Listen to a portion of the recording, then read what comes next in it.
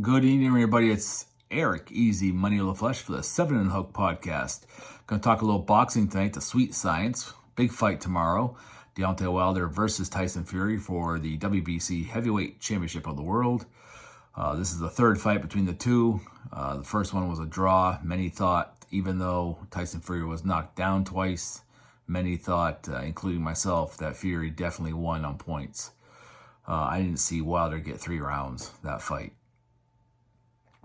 But if you're the heavyweight champion and you're reigning and you're defending and you've defended it 9 times, sometimes you get the benefit of the doubt from the judges. So fast forward 18 months after that first fight, and they meet again, and Fury dismantled him. 7th round TKO. After the fight, Wilder makes every excuse in the book why he lost. His Mark Breland, an Olympic gold medalist, was his trainer. And he did something to his water. His entrance costume was too heavy.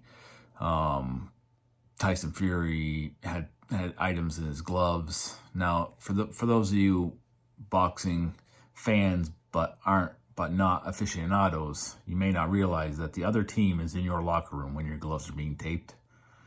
When your wrists and fists are being wrapped, the other team signs off. They have a witness. So the days of putting nickels or any lead weight or any weight into your gloves has been over for quite a while.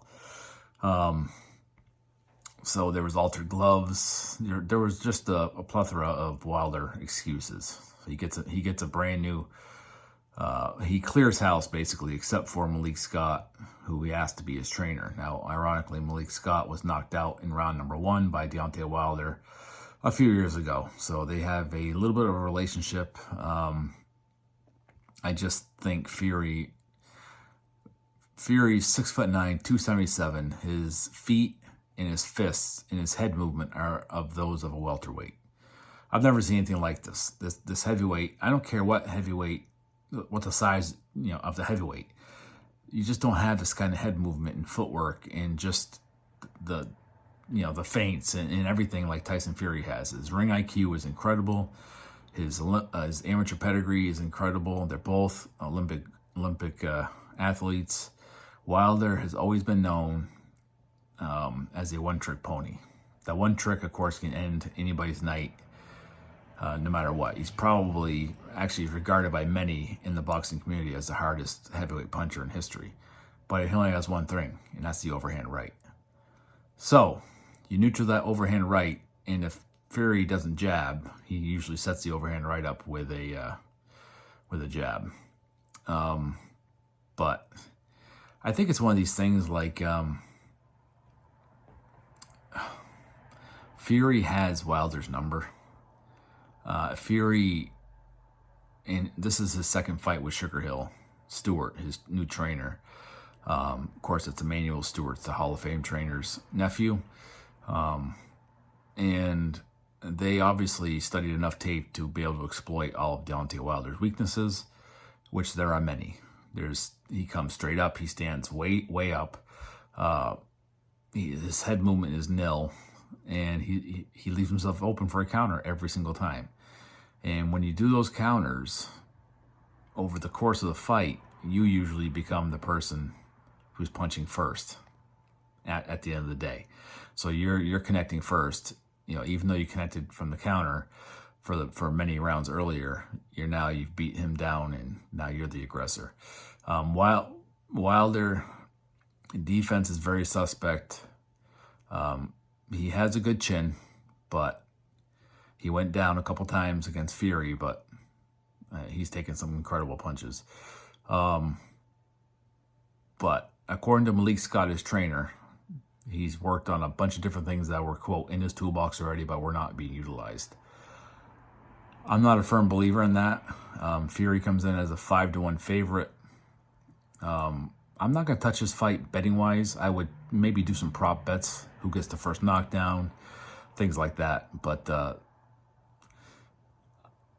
weigh-in today, I didn't settle really well with me.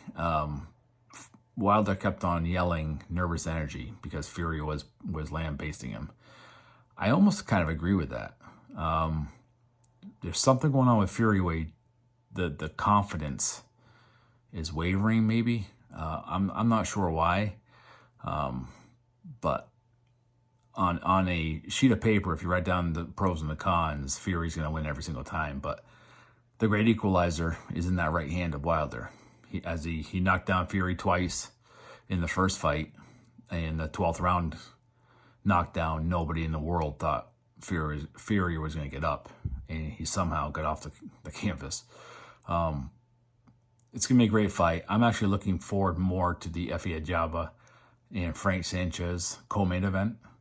I would put definitely bet for Ajagba by points on that fight.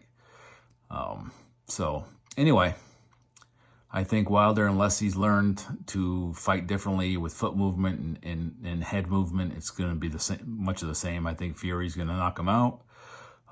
My prediction is Fury under 9 rounds, and it's not going to be pretty. There's no respect between the two anymore. The mutual respect is long gone. So anyway, buy your pay-per-view and follow 7 and a Hook on all the social media platforms. That's the number 7 and a Hook.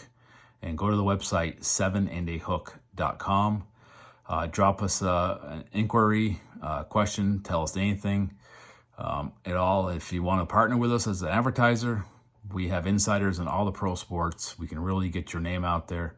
So that's 7andahook.com. All the contact information, if you want to make that happen, is in the contact portion of that website. So thanks again. This is Easy Money in the Flesh signing off. And Patrick Brooks, the Irish Insider, and myself will be in the studio for another new podcast this Wednesday evening. So much again, people. Thank you very much. And we'll talk to you later, and we'll see you after the fight.